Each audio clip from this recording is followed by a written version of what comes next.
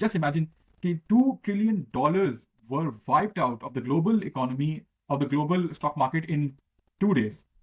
जो असल मसला जो वो ये है कि इसका कोई वो नहीं है कि कितना परसेंट, 10%, 20, 30, यू नो, इसमें कोई सर्टेनिटी नहीं आ रही है, हम्म जिसकी वजह से बहुत ज्यादा सिचुएशन फ्लूइड हो गई है। अब ग्लोबली ये होने ऐसा लग रहा है कि अगर मामला थोड़े बेहतर नहीं हुए तो ये होने जा रहा है, global hmm growth significantly hit होने जा रही है हर इंडस्ट्री को across the hmm board. There is no industry, there is no one जिसको इससे नुकसान नहीं होगा। In China, a slowdown in China will have a ripple effect in New Zealand in terms of potential economic growth, potential export revenue, potential investment। OCR बढ़ने का तो सवाल अभी नहीं पैदा होता।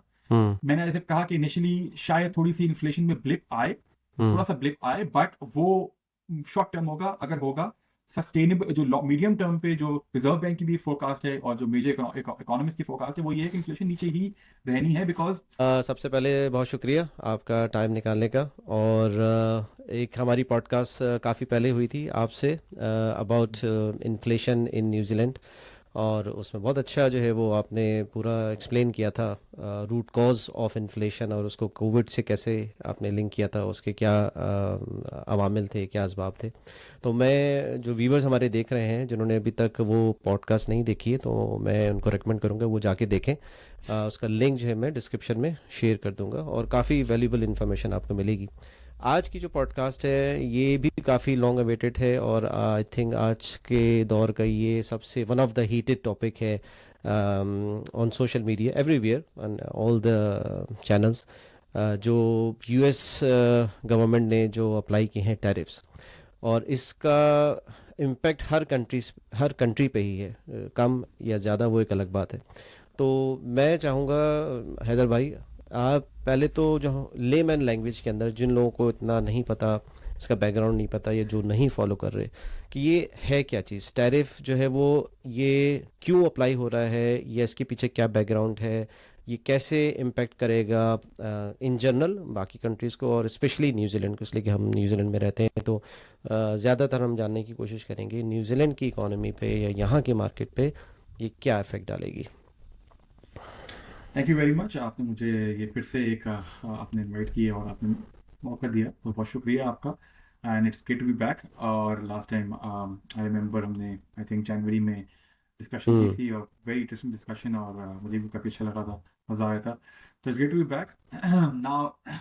आपका जो सवाल है कि क्या हो रहा है, ये वाकई में दुनिया काफ़ी हिल गई है, क्योंकि एक post world war 2 rules based trading system जो है वो अप्लाई हुआ था, जहाँ पे जो हम देखते हैं कि फ्री ट्रेड की बात होती है, या बहुत मिनिमल चार्ट टैरिफ्स के ऊपर बात होती है, या गिव एंड टेक होता है। हम्म तो अब जो यूएस प्रेसिडेंट डोनाल्ड ट्रंप आए हैं, उन्होंने इस रूल बेस्ड सिस्टम को पूरे को हिला के रख दिया है।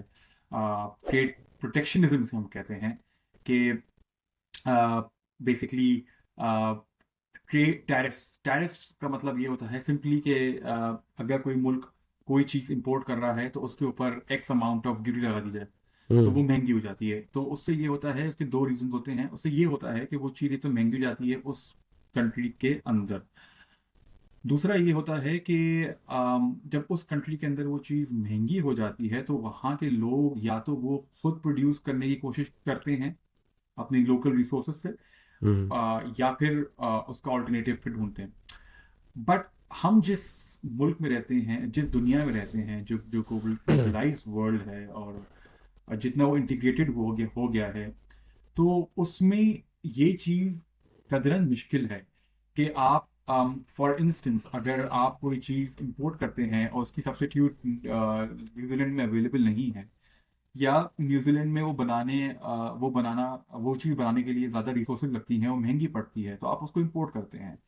तो अब हम जो जो जो रूल्स ऑफ ट्रेड था, या रूल्स ऑफ ग्लोबलाइजेशन, वो ये कहते हैं कि अगर आपको एक चीज़ सस्ती पड़ती है तो वो आप बनाएं और हम्म एक्सपोर्ट करें। अगर वो चीज़ आपको सस्ती नहीं पड़ती है तो आप ना बनाएं, वो इंपोर्ट कर लें। इसको डिसरप्ट कर दिया है, और इसको डिसरप्ट इसलिए किया है, इसको मतलब एक इसके पीछे कोशिश थोड़ी बहुत ये है कि यूएस खुद प्रोड्यूस करे हर चीज़, या खुद प्रोड्यूस नहीं करे तो एटलीस्ट जो बज़ाहिर लगता है कि वो कुछ रेवेन्यू जनरेट करे। अगर हम नंबर्स देखें तो नंबर्स काफ़ी सिग्निफिकेंट हैं। और जो यूएस इंपोर्ट करता है दुनिया से, ऑब्वियसली दुनिया की सबसे बड़ी इकोनॉमी है, दुनिया की हम्म। बहुत सबसे बड़ी इकोनॉमी है, तो वो ही सबसे ज़्यादा इंपोर्ट करते हैं। बट बहरहाल हम ये we can discuss this later on podcast के अंदर। But tariff simply hmm. आपके मुल्क में जो भी चीज़ इंपोर्ट हो रही है उस पर x amount of charge, duty, levy तो लगती है। ये क्या और वो पहले फिर नहीं थी या इसको और बढ़ाया गया है? आई थिंक ये तो होगी, हर ये कंट्रीज पहले में थी। होगी। यूएस हम्म। बिल्कुल बिल्कुल थी, ऐसा नहीं है कि बिल्कुल फ्री ट्रेड होता है, कि हर हम्म। मुल्क अपने हिसाब से अपनी लोकल इंडस्ट्री को थोड़ा प्रोटेक्ट करना चाहता है। फॉर एग्जाम्पल, बहुत छोटी सी एग्जाम्पल दूं, न्यूजीलैंड में शायद ये एग्जाम्पल इतनी वो ना हो, समझ मतलब इतनी रेलिवेंट ना हो, बट ग्लोबली अगर हम ये एग्जाम्पल देखें, आपका चाइना हो गया या ऑस्ट्रेलिया, इवन ऑस्ट्रेलिया जहाँ या फिर यूरोप हो गया, गाड़ियाँ जहाँ बनती हैं, तो अगर आप गाड़ी इंपोर्ट करते हैं, मतलब वो कंट्री गाड़ी इंपोर्ट कर रहा है, तो वो सर्टेन अमाउंट ऑफ टैरिफ लगाता है ताकि उसकी जो लोकल इंडस्ट्री है वो थोड़ा सा हम्म। उसका बेनिफिट इसलिए ले सके कि उसको एडवांटेज रहे। हम्म। तो ये हमेशा से था। मतलब अगर हम एग्जांपल दूं कि इस वक्त न्यूजीलैंड ने टैरिफ्स 20% लगाए हुए हैं यूएस के ऊपर, और यूएस ने 10% लगाए हुए हैं। तो यूएस में पहले ही 0% है, मतलब US was not charging New Zealand anything for अच्छा। It's exports. ठीक। बट अब वो 10% कर रहा है, जो कि इतना नहीं है। बट इस तरह हर मुल्क का अलग अलग टैरिफ बेस होता है, बट वो एक रूल बेस्ड सिस्टम ये एग्री हुआ हुआ था। अब ये हम्म। जो डिस्ट्रप्शन है कि मतलब जो असल मसला जो वो ये है कि इसका कोई वो नहीं है कि कितना परसेंट, 10%, 20, 30, यू नो, इससे इसमें कोई सर्टेनिटी नहीं आ रही है, हम्म। जिसकी वजह से बहुत ज़्यादा सिचुएशन फ्लूइड हो गई है। तो अभी न्यूजीलैंड पे क्या असर पड़ेगा इसका? न्यूजीलैंड की जो करंट मार्केट है, इकोनॉमी है, हाउसिंग मार्केट है, इंटरेस्ट है, हम उसको अभी क्या देखेंगे आगे 4-5 महीने में? अनसर्टेनिटी अच्छा और तो बढ़ेगी इसमें? जी, बिल्कुल, थोड़ा सा हम इसको अगर डिकोड कर लें, थोड़ा ग्लोबली अगर इसको समझने की कोशिश करते हैं और फिर लोकली इसको हम न्यूजीलैंड के ऊपर अप्लाई करने की कोशिश करते हैं, देखते हैं क्या होता है। तो अगर हम देखें तो ग्लोबली जो है, जैसे मैंने कहा कि जो रूल स्पेस सिस्टम है वो पूरा डिस्ट्रक्ट हो गया, करने की कोशिश की गई है। तो उसके बाद बहुत ज़्यादा अनसर्टेनिटी पैदा हो गई है दुनिया के investors plus economies plus markets के अंदर, कि हम्म। कि ये क्या होने जा रहा है। इससे होगा ये कि दुनिया के कई कई कंट्रीज के अंदर इन्फ्लेशन बढ़ेगी, क्योंकि अगर फर्ज करें आप यूएस को एक्सपोर्ट करते हैं, यूएस को एक्सपोर्ट करते हैं और यूएस से इंपोर्ट भी करते हैं, तो वो आप पे टैरिफ लगा रहे हैं, उनके मुल्क में इन्फ्लेशन इंक्रीज होगी, क्योंकि अब आप जो चीज़ 100 रुपए की या $10 की बेच रहे थे वो $11 की या $12 की हो जाएगी। तो एक उस मुल्क में इन्फ्लेशन जा रही है, बट जो आप उनके ऊपर टैरिफ लगा रहे हैं, क्योंकि इस वक्त तो दुनिया में ये हो रहा है ना कि रेसिप्रोकल काम चल रहा है, कि अगर टिट फॉर यूएस टैट। लगा रहे हैं तो वो भी टैरिफ लगा रहे हैं, तो एक ट्रेड वॉर जिसे कहते हैं, एक, ट्रेड वॉर यस चल यस। रही है। तो शॉर्ट टर्म के अंदर इसमें इन्फ्लेशन मुल्क दुनिया में बढ़ेगी, मुल्कों में आएगी, इन्फ्लेशन फ्लो थ्रू होगी इकोनॉमीज के अंदर। बट मीडियम टर्म के अंदर क्योंकि इकोनॉमिक ग्रोथ नीचे जाएगी, जो ग्लोबल इकोनॉमिक ग्रोथ है उसको काफ़ी रिस्क है ट्रेड वॉर की वजह से, क्योंकि ओके। प्रोडक्टिव कैपेसिटी से हम बात करते हैं या प्रोडक्शन की बात करते हैं। अब बहुत लेमैन टर्म्स के अंदर, अगर आपकी चीज़ जो आप यूएस में बेच रहे थे या किसी और मुल्क में बेच रहे थे वो अब महंगी हो गई है और वो नहीं बिक रही, तो हम्म। आपकी जो इनकम है वो कम हो जाएगी। जब हम्म। इनकम कम हो जाएगी तो आपकी जो परचेजिंग पावर है वो कम हो जाएगी, जो हमने पहले ही बात की थी रेवेन्यू फर्स्ट कम हो जाएगा पॉडकास्ट के आपका। अंदर। हम्म। रेवेन्यू कम हो जाएगी तो आपकी भी आगे से परचेजिंग कैपेसिटी कम हो जाएगी, तो आप एक बेसिकली एक साइकिल चलेगा और इकोनॉमिक ग्रोथ नीचे आएगी। हम्म। अब ग्लोबली ये होने ऐसा लग रहा है कि अगर मामला थोड़े बेहतर नहीं हुए तो ये होने जा रहा है, global hmm. Growth significantly hit होने जा रही है, जैसे अक्रॉस द बोर्ड हर इंडस्ट्री को अक्रॉस ये द इम्पैक्ट बोर्ड, करेगी? ओके। हर इंडस्ट्री को across the hmm. Board. There is no industry, there is no one जिसको इससे नुकसान नहीं होगा। कोई ऐसी चीज नहीं, क्योंकि बहुत सारी चीजें होती हैं इसके अंदर। इन्वेस्टर्स होते हैं दुनिया के अंदर जो कि वो देख रहे होते हैं कि यार हम कहाँ पे अपॉर्चुनिटी है पैसे इन्वेस्ट करने की या इंडस्ट्री लगाने की या इंडस्ट्री में। तो जब वो ये देखेंगे कि यार इतनी अनसर्टेनिटी है, ग्रोथ नहीं है, क्योंकि मैं अगर कहीं पैसे लगाऊंगा तो मुझे रिटर्न एक्स नहीं मिलेगा, तो मैं हम्म। क्यों पैसे लगाऊंगा? सही। तो ये बहुत बड़ा एक हम्म। रिस्क है जो इस वक्त दुनिया को है। और ये एक दुनिया का जो ट्रेड सिस्टम है वो डिस्टर्ब कर सकता है, सप्लाई चेन डिस्टर्ब कर सकता है। तो अब अब न्यूजीलैंड की बात अगर करें जी, तो हम, हाँ, तो जी, न्यूजीलैंड पे क्या इफेक्ट पड़ेगा इसका? वैसे हमारी तो न्यूजीलैंड वैसे पे इतनी छोटी सी इकोनॉमी है। बिल्कुल छोटी इकोनॉमी है, बट हम्म। जो मेन बात है वो ओपन इकोनॉमी है। ओके। ओपन इकोनॉमी का ओपन इकोनॉमी है, तो उसकी वजह से ये है कि यहाँ पे बहुत सारी पहले हम इसको इस तरह चलने बाइफिकेट कर लेते हैं कि न्यूजीलैंड एक्सपोर्ट भी करता है यूएस का, न्यूजीलैंड का यूएस के साथ एक्सपोर्ट रफली 8.5-9 बिलियन डॉलर्स का है, billion dollars hmm. In a year. मैं देख रहा था, आई थिंक जिसमें सेकंड बिगेस्ट एक्सपोर्टर है यूएस मार्केट, बिल्कुल, न्यूजीलैंड की। बिल्कुल यस। सेकंड हम्म। बिगेस्ट एक्सपोर्टर है आफ्टर ऑस्ट्रेलिया। हम्म। तो बहुत बड़ा एक्सपोर्टर है आपका। अब आप मतलब मार्केट है एक तरह से, बट उससे जो बड़ी चीज है वो ये है जो चाइना की इकोनॉमी। हम्म। आपकी जो बहुत बड़ी एक पार्टनर है वो चाइना है। I believe I might be wrong कि शायद ऑस्ट्रेलिया फर्स्ट पे है, चाइना फर्स्ट पे है, मुझे थोड़ा सा इसमें आई वो थिंक हो रहा है चाइना टफ। फर्स्ट पे मेरे ख्याल से। चाइना फर्स्ट पे, मीट आई बहुत माइट बी, जाता है यस उधर एग्जैक्टली, चाइना में। बिल्कुल भी जाता है, बिल्कुल मुझे यही अभी मैं आई वाज रॉन्ग। बहरहाल, तो चाइना जो है वो आपकी मेन ट्रेडिंग पार्टनर है उसमें, और यूएस में जो एक जंग चल रही है उसका इफेक्ट आपके ऊपर खासा आ सकता है, बिकॉज आपके पास यहाँ एक तो एक्सपोर्ट मार्केट है आपकी बहुत बड़ी, हम्म। दूसरा वहाँ चाइनीज इन्वेस्टर्स हैं यहाँ पे। तो a slowdown in China will have a ripple effect in New Zealand in terms of potential economic growth, potential export revenue, potential investment, and ये सब चीज़ों का जो रिपल इफेक्ट इकोनॉमी के अंदर आएगा वो high, initially high inflation, but then could hmm. Be a lower economic growth, lower job facility availability, and then lower wage growth. मतलब अच्छा। जो लोग ऑलरेडी मार्केट में हैं उनको अगर वो अपनी वेज ग्रोथ के लिए देख रहे हैं, तो जब इकोनॉमिक ग्रोथ ही कम होगी तो वेज ग्रोथ भी स्टैग्नेंट या कम रहेगी। सो जो हम बात कर रहे थे, जो मुझे भी लग रहा था कि न्यूजीलैंड के अंदर इकोनॉमिक रिकवरी जुलाई मतलब सेकेंड हाफ ऑनवर्ड्स आ सकती है, स्पीड अप हो सकती है, वो अब थोड़ी सी और उसको हम कहते हैं the can will be push down the road, extend हो जाएगा। थोड़ा सा एक्सटेंड अब हो जाएगी, इकोनॉमिक ग्रोथ डिलेड हो जाएगी अब थोड़ी सी। रिवर्स तो नहीं होगी सो इसलिए कि अभी तो जैसे कि ओसीआर कम हो रहा था, तो ऐसा तो नहीं कि अभी दोबारा बढ़ना शुरू हो जाएगा? नहीं, जो ओसीआर बढ़ने का तो सवाल अभी नहीं पैदा होता। हम्म। मैंने जैसे कहा कि इनिशियली शायद थोड़ी सी इन्फ्लेशन में ब्लिप आए, हम्म। थोड़ा सा ब्लिप आए, बट वो शॉर्ट टर्म होगा अगर होगा। सस्टेनेबल जो मीडियम टर्म पे जो रिजर्व बैंक की भी फोरकास्ट है और जो मेजर इकोनॉमिस्ट की फोरकास्ट है वो ये है कि इन्फ्लेशन नीचे ही रहनी है, बिकॉज बिकॉज आपके यहाँ जब परचेजिंग पावर ऑलरेडी इतनी ज़्यादा इस वक्त, मतलब बहुत ज़्यादा सिग्निफिकेंट परचेजिंग पावर है नहीं इकोनॉमी के अंदर। हम्म। और एक चीज होती है प्रोडक्टिव कैपेसिटी। अगर आप एक दिन के अंदर 100 यूनिट बना सकते हैं तो इस वक्त आप 50 बना रहे हैं, तो प्रोडक्टिव कैपेसिटी में भी काफी ज्यादा जगह है। तो क्योंकि वो प्रोडक्टिव कैपेसिटी में जगह इसलिए कि डिमांड नहीं है, तो डिमांड हम्म। गोइंग फॉरवर्ड भी बढ़ती हुई दिख नहीं रही, और इसकी वजह से इन्फ्लेशन बढ़ती नहीं लग रही, मीडियम टर्म में इन्फ्लेशन नीचे की तरफ ही जाने का है, एक एक चांस है, चांसेस हम्म। ज्यादा है। तो उसकी वजह से ओसीआर, रिजर्व बैंक भी ये कह रहा है कि ओसीआर कम होगा बजाय कि हम्म। बढ़ेगा। हम्म। रिजर्व बैंक ने ये अपनी गाइडलाइन दी है कि हम they are ready for another 25 basis point cut in the next monetary policy. अच्छा। सो ओसीआर कम होने के चांसेस हैं, और हम शायद ये देख सकते हैं कि ओसीआर जो इनका न्यूट्रल रेट है, एक न्यूट्रल रेट रिजर्व बैंक ने अप्लाई किया हुआ है, एक जो उनकी फोरकास्टिंग होती है मॉडल्स के बेस पे, वो 3% है।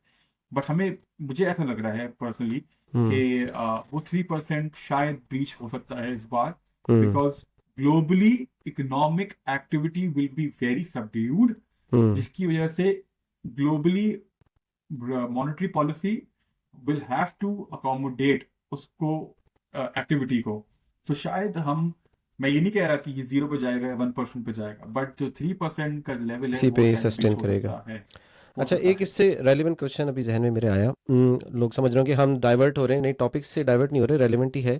चूँकि अभी आपने देखा होगा थोड़ी सी हाउसिंग मार्केट में कुछ एक्टिविटी शुरू हुई है, कुछ हाउसेज आ रहे हैं मार्केट में, ऑक्शंस भी स्टार्ट हो रहे हैं, कुछ एड्स भी आपको नज़र आ रहे हैं डिफरेंट न्यू डेवलपमेंट के। तो अब इस सिचुएशन, इसलिए कि मैंने नोट किया ओसीआर कम हुई है बट इंटरेस्ट रेट बैंक्स ने रिड्यूस नहीं किए, वो वहीं पे रखे हुए हैं। तो अब इस सिनारियो में जो फर्स्ट होम बायर है या जो लोग अपग्रेड का सोच रहे हैं या वो फर्स्ट होम बायर ही समझ लें, तो अब उनका क्या डिसीजन होना चाहिए? वो स्टे करें अभी अनदर वेट फॉर 6 मंथ्स, क्या उनकी स्ट्रेटजी होनी चाहिए? अच्छा, इसमें जो जो सिचुएशन है इस वक्त वो बहुत अनसर्टेन है, बहुत फ्लूइड है। मतलब फ्लूइड का मतलब ये होता है कहीं भी जा सकती है, कुछ भी हो सकता है। नो वन नोज कि अभी क्या होने जा रहा है।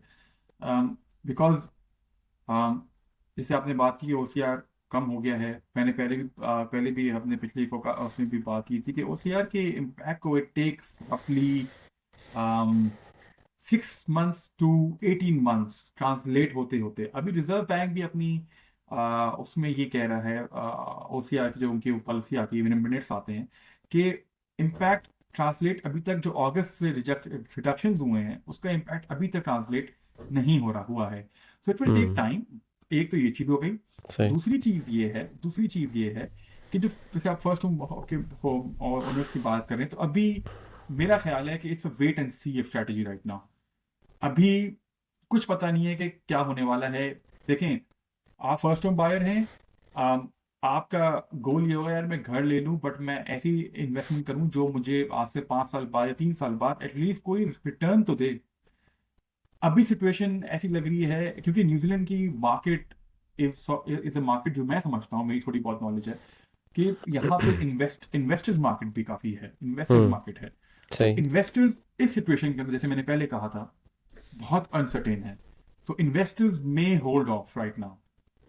तो जो आप एप्रिसिएशन देख रहे हैं 3 साल में वो आपको शायद ना मिले अभी।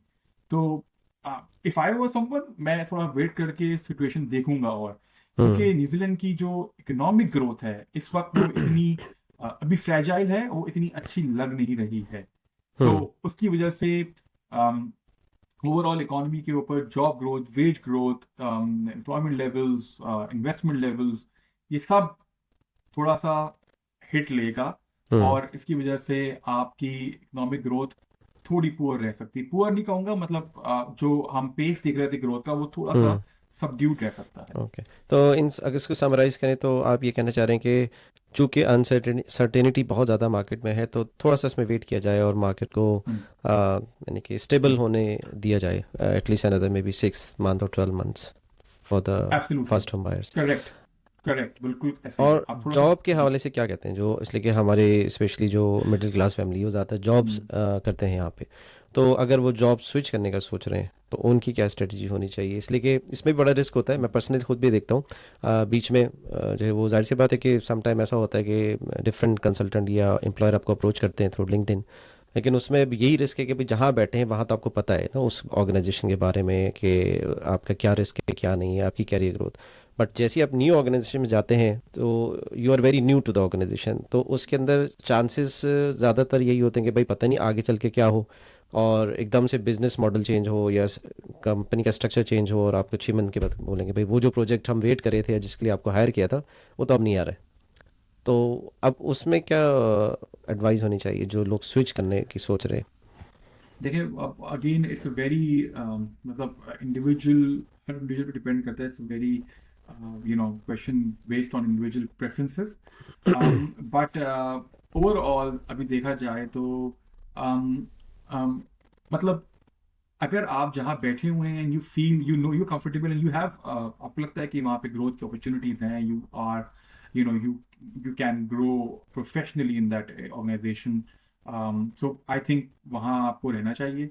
बट अगर कोई ऐसी अपॉर्चुनिटी मिले जो कि आपके it's sort of something very close to your heart and it's a dream opportunity, dream job और dream hmm. Path, career path, तो risk, I mean higher the risk higher the reward वाली reward. कहानी है। हम्म।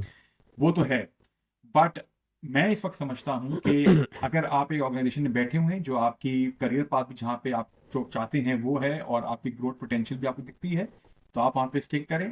But at the same time upskill yourself in something जो कि आप value creation या value addition, जो अल्फा हम जिसे कहते हैं, अल्फा आप जनरेट कर सकें। आप अपने आप को, there can be multiple things. आप अगर कोई बंदा फाइनेंस की फील्ड में, जैसे मेरी फील्ड में या एडवाइजरी फील्ड में, मैं एडवाइजर तो नहीं हूँ, बट अगर फाइनेंस की फील्ड में है, तो अपने आप को इकोनॉमिक्स, इन चीज़ों से ज़रा जो अपने आप मार्केट की को डिमांड करे, है उसके हिसाब से ताकि उसको इनलाइन करें। ताकि आप जो मार्केट में डिफरेंट एसेट क्लासेस हैं या इकोनॉमी में डिफरेंट एसेट क्लासेस होते हैं, उनको समझ सकें। मतलब मैं एग्जांपल दूं आपको, बहुत छोटी एग्जांपल है कि जब भी आप ये देखें कि अनसर्टेनिटी दुनिया में बढ़ती है, gold prices go up. Hmm If you are able to predict this, you can take benefit. You can have a benefit by investing into gold, and you can earn X return. So ये चीज़ें अगर आप अपने आप को upskill करेंगे इस तरफ, ताकि आपकी नॉलेज बेस इंक्रीज हो, तो यू नो आप बेशक जॉब कर रहे होंगे जहाँ पे आप कर रहे हैं, और आपका करियर पाथ भी है, वहाँ सब चल रहा है, बट आप एक एडिशनल स्किल सीख रहे हैं जो कि आपको एक एक्स रिटर्न भी दे रहा है किसी और फॉर्म के अंदर। सो मेरा ये ख्याल है, कि अगर आप जहाँ बैठे हुए हैं एंड यू फील कि वहाँ पे आपकी अच्छी ग्रोथ है, तो then it's all good. But the higher the risk, the higher the reward, but it should be calculated risk. सही। और ये है कि आप देखें कि आपकी ड्रीम जॉब है, अगर या आप जो परस्यू करना चाहते हैं उस तरफ की आपको ले जा रही है, गो फॉर इट। चलें, बहुत शुक्रिया। अच्छा, अब थोड़ा सा हम इसको सवाल को मोड़ते हैं यूएस की तरफ। टैरिफ की जो, ये हमने शुरू में सारी बात की और आपने बड़ा अच्छा एक्सप्लेन किया कि भाई टैरिफ्स की जो पॉलिसी है इससे क्या इम्पेक्ट होगा, क्या है। अब सवाल मेरा ये है कि ये जो अभी सारी चेंजेस आई हैं, ये अभी ही क्यों आई हैं? इसका कोई टाइमिंग से ताल्लुक़ है इसमें?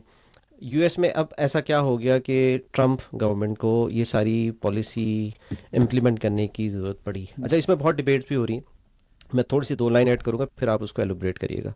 अच्छा, कुछ लोग इस फेवर में हैं कि नहीं, जो हो रहा है बहुत अच्छा हो रहा है फॉर द यूएस गवर्नमेंट या यूएस पीपल लॉन्ग टर्म के लिए, कि भाई वहाँ पे प्रोडक्शन स्टार्ट होगी, वहाँ जॉब ज़्यादा क्रिएट होंगी।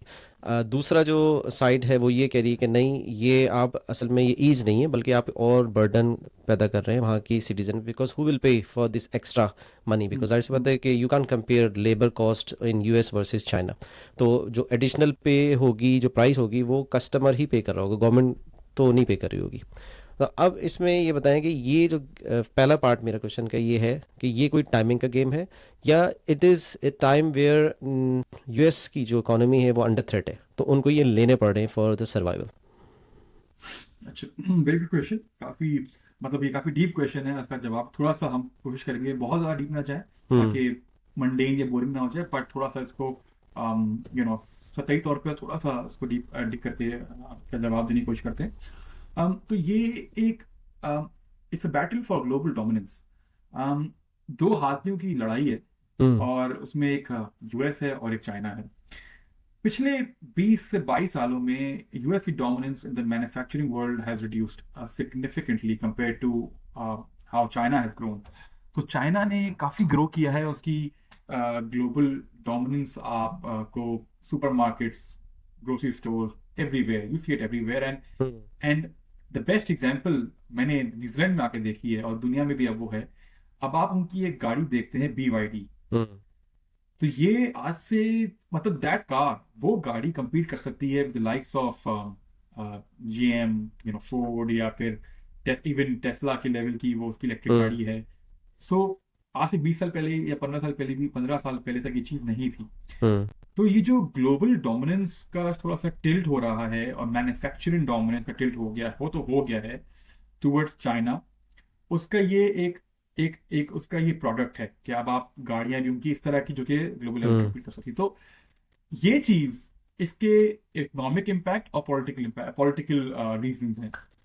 अगर हम पॉलिटिकल की बात करें, तो वो तो एक हमने बात की, ग्लोबल डोमिनेंस है, चाइना की बढ़ती हुई ताकत है, और उसकी आप पिछले 20 साल में अगर उसकी एक्सपोर्ट मार्केट्स देखें तो दुनिया में हर जगह है। और अगर हम एशिया में भी देखें तो वन बेल्ट वर्ल्ड रोड जो प्रोजेक्ट है, CPEC जिसे हमारा पाकिस्तान में है, और वो प्रोजेक्ट पूरा ऑल द वे जा रहा है आगे।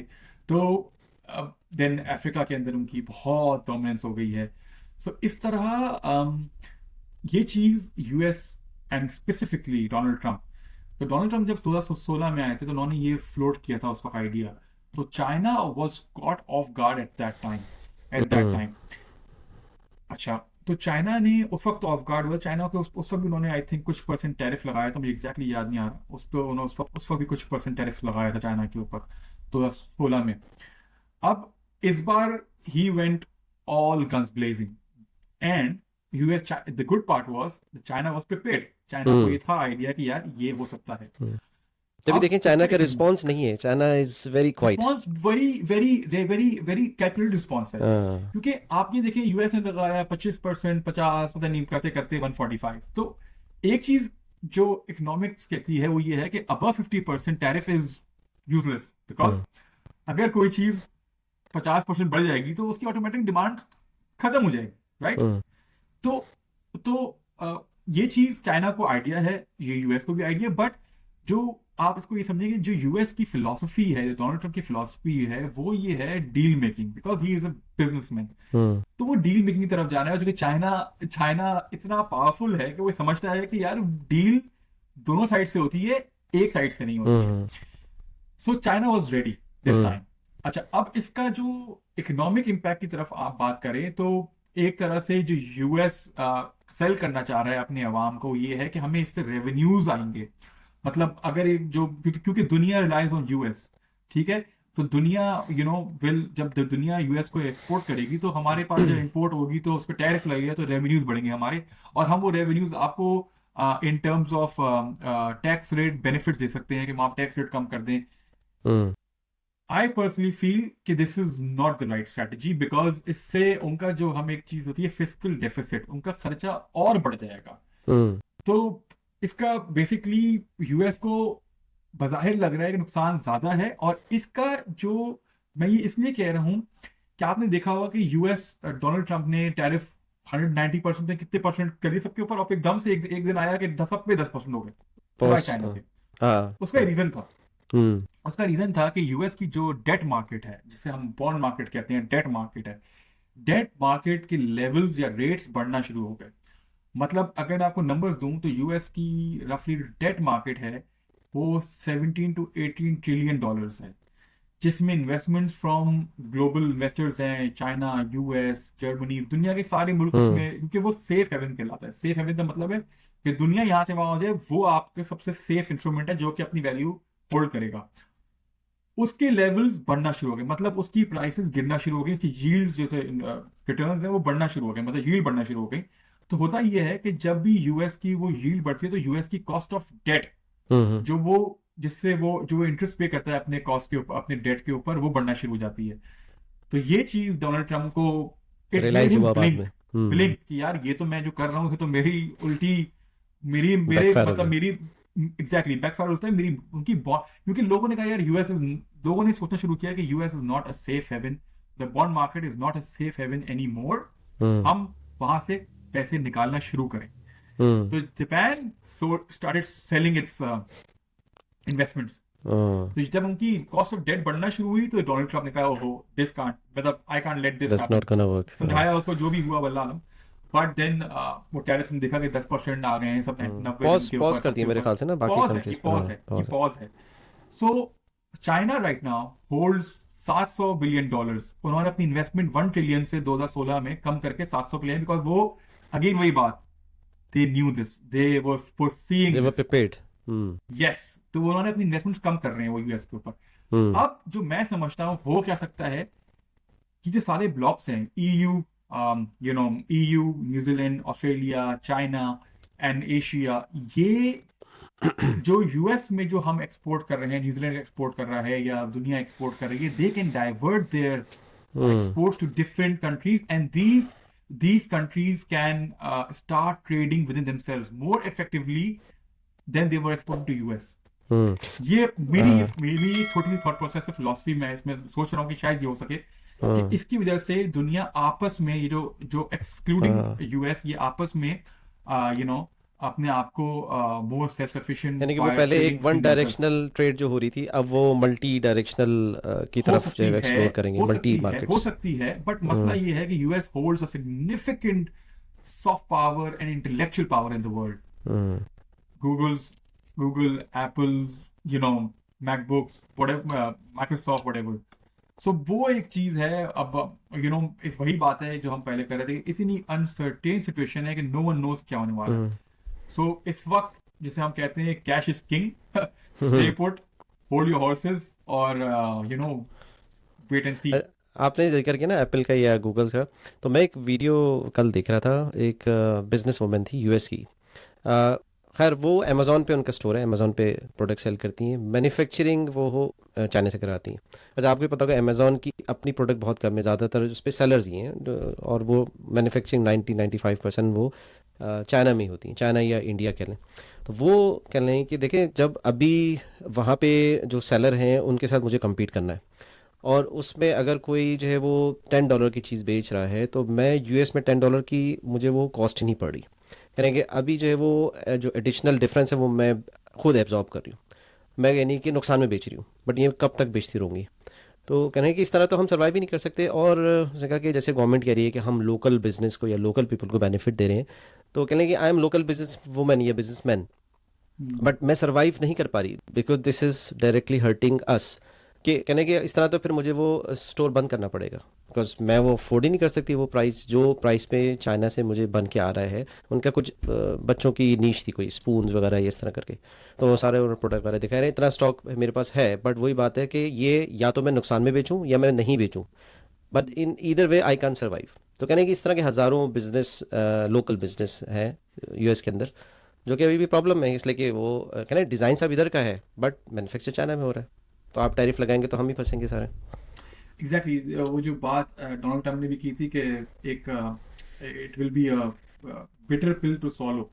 तो मेडिसिन के लिए बात है, क्योंकि इनिशियली यूएस के अंदर काफ़ी प्राइसेस, मतलब महंगाई हो सकती है.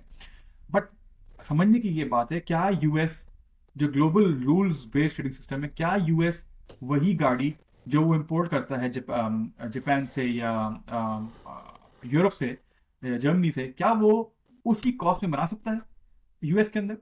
बात असल में ये है. बहुत बिग क्वेश्चन है तो। पहले बहुत बड़ा बिग बिग क्वेश्चन है. It's a very big question. And जो जो इकोनॉमिस्ट हैं या जो एक्सपर्ट्स हैं वो ये कह रहे हैं कि इट्स वेरी डिफिकल्ट. पहले भी आई थिंक यूएस ने एक बार कोशिश की थी, तो it didn't work out. So hmm it's very difficult. I mean, for example, अगर हम न्यूजीलैंड के अंदर, if we are making one of the best milks in the world, और सबसे अच्छा दूध है, और at producing at low cost, so why would someone जो कि वो नहीं कर सकता वो खुद बनाएगा रादर देन इंपोर्टिंग?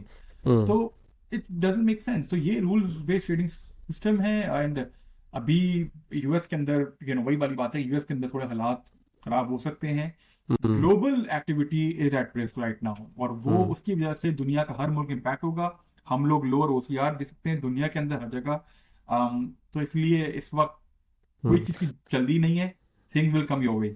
बिल्कुल सही कह रहे हैं आप। एक और मैं वीडियो देख रहा था, इसलिए कि चूंकि यही चल रहा है तो इसी तरह की रेलिवेंट वीडियोस आ रही हैं। वो बांग्लादेश की क्लोथिंग मार्केट थी, उसके अंदर वो जाहिर सी बात है कि इन कंट्रीज़ में तो इतने रूल्स होती नहीं चाइल्ड लेबर के, तो बच्चे सारे काम कर रहे थे उसके अंदर। तो उस बच्चे से पूछा तुम्हारी वेज क्या है, उसने कहा, उसने अपने कुछ जो लोकल करेंसी में बताया, तो कन्वर्ट यूएस डॉलर में किया था 30 सेंट्स पर डे। तो that boy was working on 30 cents per day, तब जाके वो प्रोडक्ट जो है वो उस काबिल हो कि आप उसको यूएस में एक अच्छे मार्जिन पे सेल कर सकते हैं। तो आप इमेजिन करें कि आप यूएस के अंदर कैसे अफोर्ड कर सकते हैं इतनी कम लेबर कॉस्ट। यस, सिमिलरली हम यहाँ भी देखते हैं न्यूजीलैंड के अंदर you don't see a lot of manufacturing.